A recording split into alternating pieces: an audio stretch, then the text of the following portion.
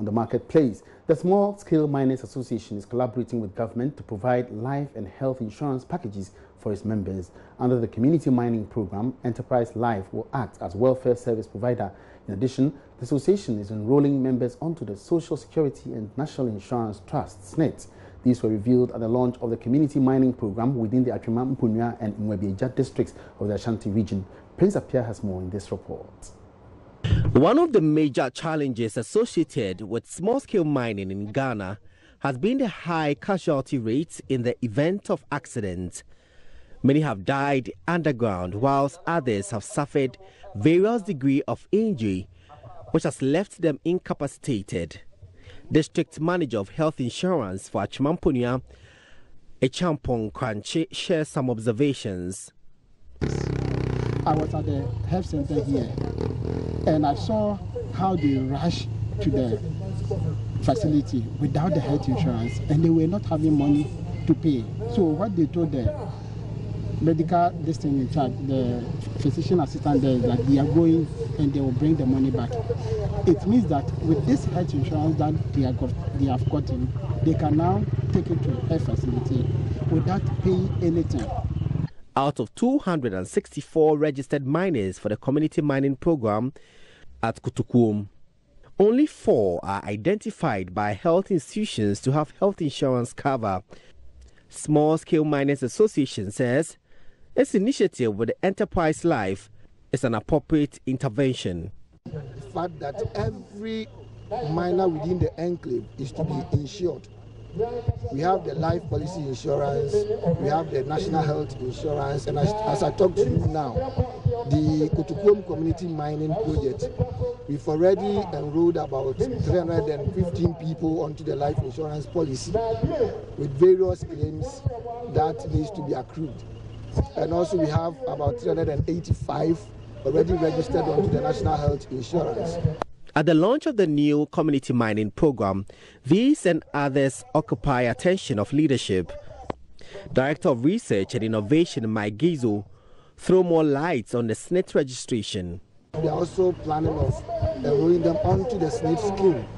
So there are a lot of advantages associated with this particular form of mining, because we are migrating from the informal type of mining to a more formalized and regulated form of mining, whereby SNET is one of the main components of formalization when it comes to any sector of the economy. Because what we saw was that if we are able to register them onto the SNET scheme, a miner might be working in Kutukum for 2 years. After Kutukum, if the deposit is not there, what does he do? If he goes to Obuasi with the SNET card, he can still continue to pay his contribution, so that at the end of his mining life, he also gets something substantive to depend on. That is the formalization we are talking about now. Mr. Gizo spoke at the launch of the community mining separately at Kona and Pasetia in Kutukum. It is observed often small-scale mining sites are characterized by illegal trade, including sale of alcohol. Minister for Environment, Science, Technology and Innovation, Professor Kwabna Frimpong Boateng, warns such activities will undermine the scheme.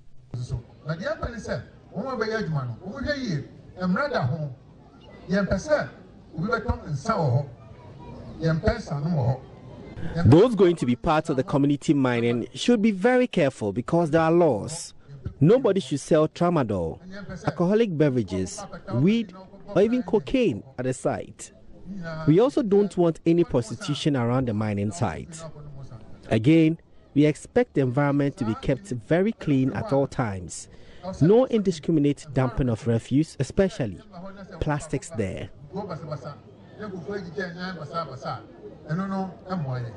Meanwhile, authorities have beefed up security at the various mining sites to avert unacceptable practices. Prince Apia reporting.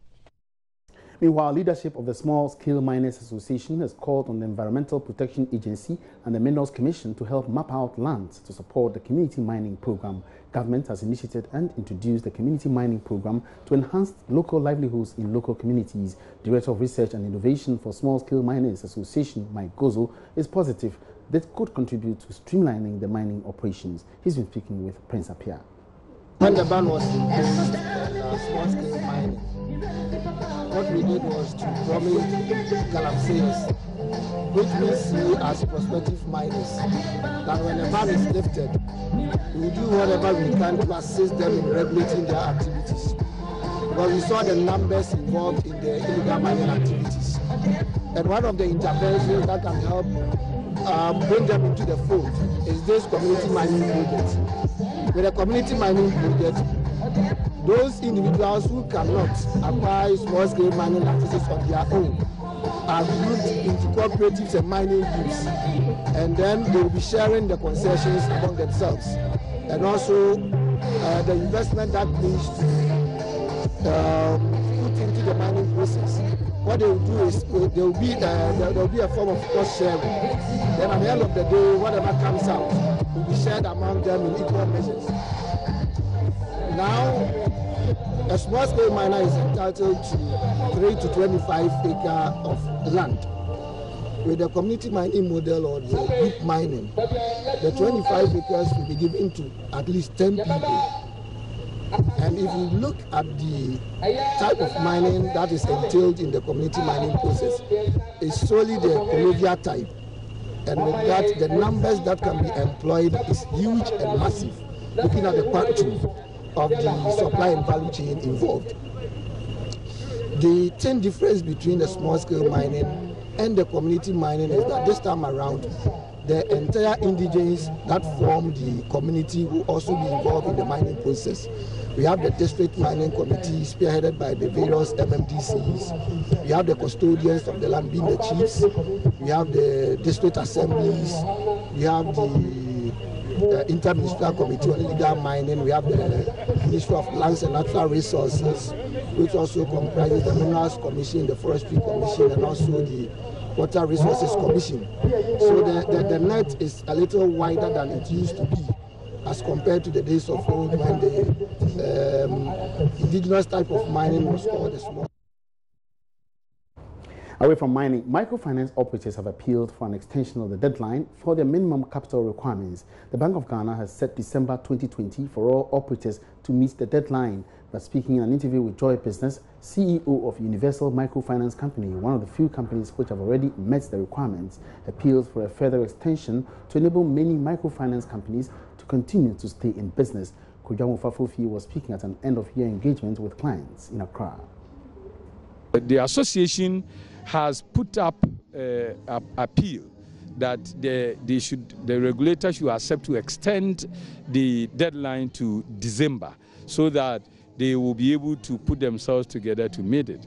And I will also want to add my voice that even though I'm not one of those who have not met it, we met it long ago, and we are very liquid, we are doing very well. The government should, the regulator should take a second look at it and then do the extension for them. Because if they don't do, I don't know what they will do apart from accepting the extension, because what it means is that these institutions cannot operate. And if they cannot operate, because their licenses will be revoked, and if they should revoke licenses again, then the people will say, you said you are done, but you are still doing it. So why don't they go into measures? That is what I also recommend. That's what I also recommend to our colleagues, that if they should merge, if you have 1 million and the other has 1 million, you come together, you've met it, and you have one company. You know, in Ghana, that is the problem that we have.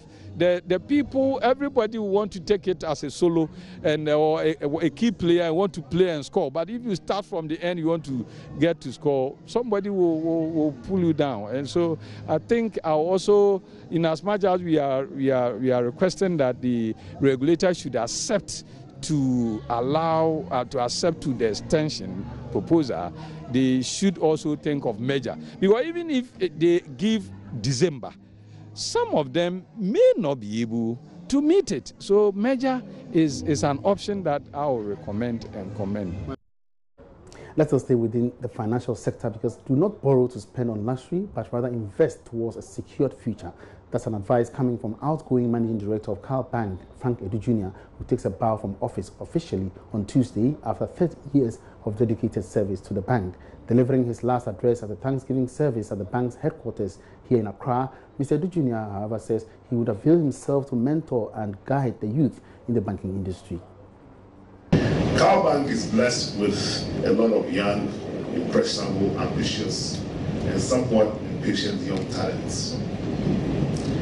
I therefore thought that I'd use the occasion of my last official remarks to my team before you officially become Oredu's team to give the young a short piece of advice so that your little light will also shine. I see the way lots of you want to belong, and therefore you go to all lengths to belong. I see those who would borrow money to take their families to Dubai, US, wherever, because others are doing it. If you can afford it, it's fine. But if you can't, don't borrow to go and have fun. You must rather invest. Now, you cannot have the opportunity of having a stable job at Cal Bank and not invest for your future. So you must invest, because if you don't invest, then when you need to go on retirement like me, you have to go look for another job. But I'm not going to do a 9-to-5 job again, because I invested. Now, I think that it should also be, try to be a nice person at all times and be kind to people. You'll need everybody through your career and your life, but most importantly, whether you believe it or not, whether Christian or not, in all things, you also be grateful and give thanks to God. So, I am retiring, but I'm not retired. So, as many of you who want guidance and mentorship, my telephone number won't change. Away from that, CEO of the Private Enterprise Federation, Nana Saibuzu, is pushing for a mechanism where multinationals in the country would be forced to cap dividends and profit repatriation to shareholders. He believes this would help deal with the expected pressure on the local currency in the first quarter of 2020. The decision by multinationals to repatriate their profits and dividends within the first quarter puts more pressure on the cedi. CEO of the Federation maintains if this option is strictly enforced by the Bank of Ghana, it could help manage the pressure on the local currency. Every first quarter, when foreign investors are repatriating their profit home, there's a gyration. So what do? Sit down, talk to the businesses, those that are repatriating profit. Ghana does not have unlimited or limitless debt of foreign exchange. We have limited amounts. So if we're going to do that, let's target them in a way that the businesses who are looking to repatriate their profits home to pay dividend and all, will also appreciate and understand that they have to limit the repatriation a certain quantum, a certain percentage, a certain time, so it doesn't affect our currency. Because its effect on currency is also affecting the way we do business, and that's the factor. You also supported that whilst we work with these companies to stagger their dividend payment, which they always say a little bit of a short-termish approach for more of a Bank of Ghana intervention to supply a little bit more dollars to stabilize it a little bit whilst you look at other long-termish measures? That is not short-termish. Bank of Ghana does not create dollars. It gets dollars basically because of transactions and monetary policy. So if we're talking about having those that are taking that dollars away, working with government and staggering that we can take one quarter at a time, then the government should look at it and make sure that we can work with our partners. Because, and much more, that's why we said that when we attracting FDIs, do we look at the quantum coming in? Because when they go now, they go out in liquid assets. When they come in liquid plus in-kind.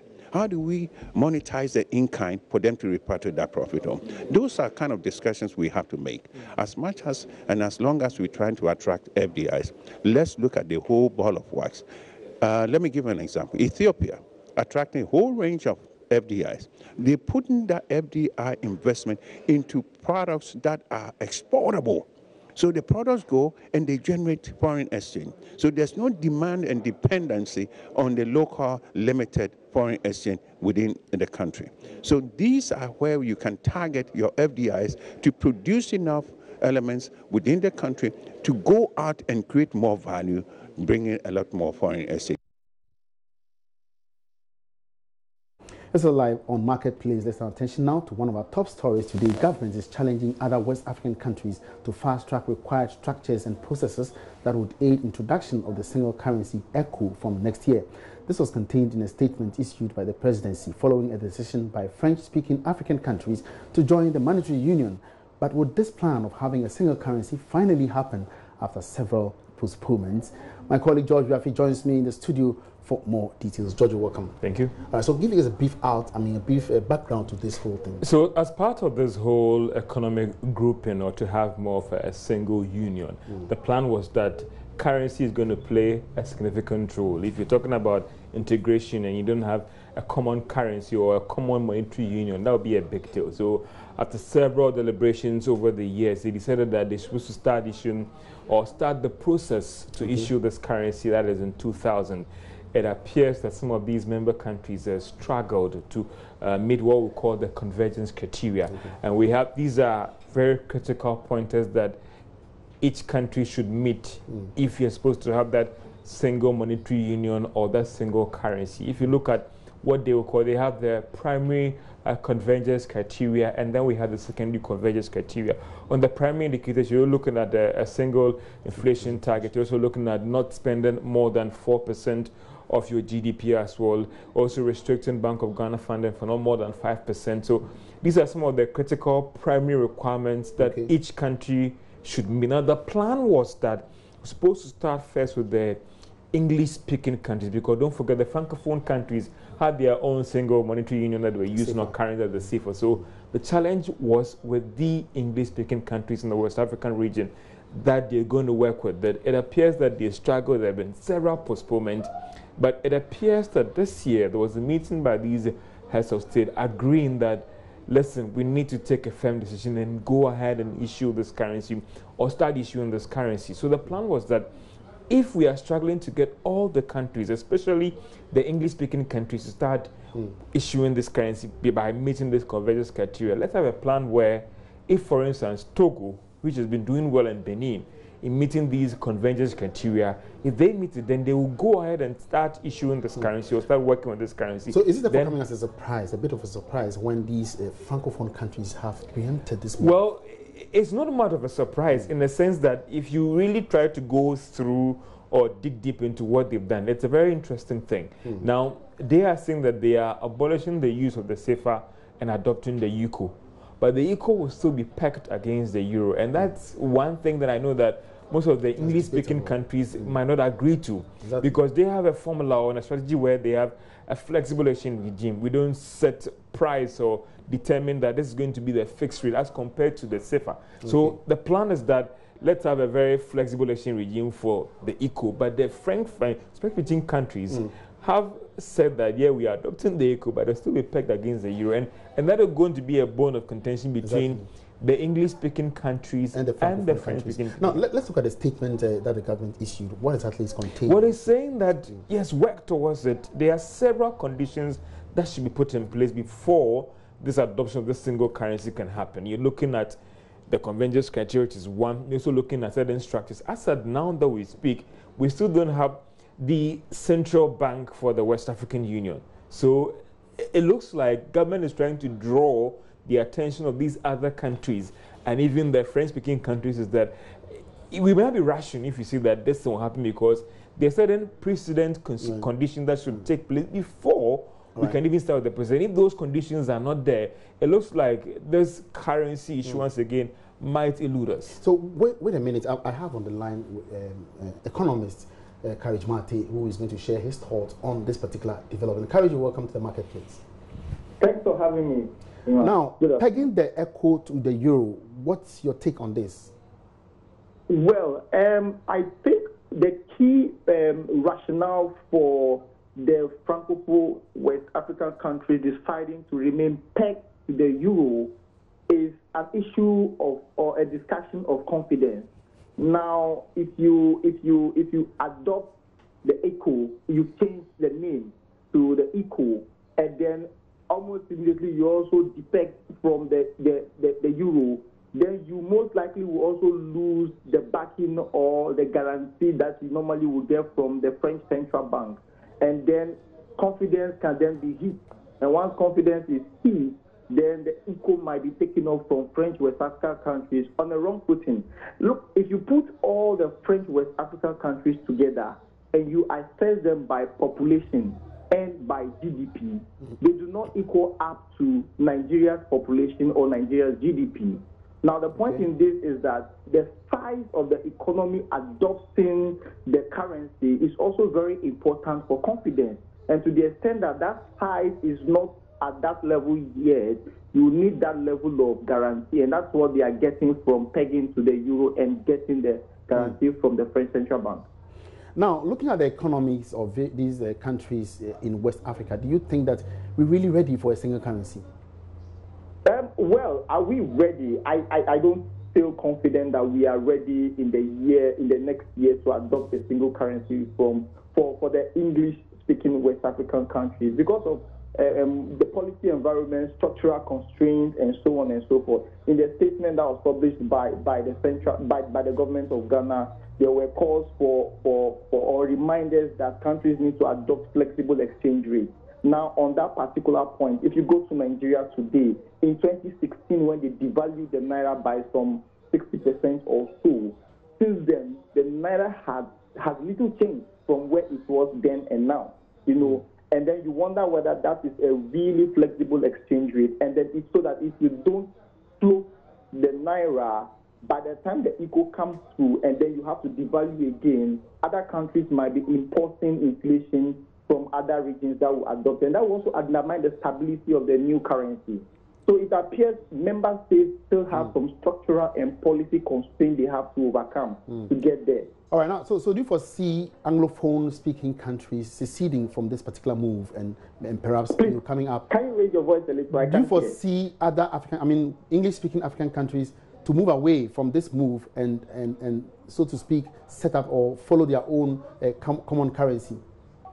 Well, yes, I think in the long run, I wonder how long is that, but then I see commitment.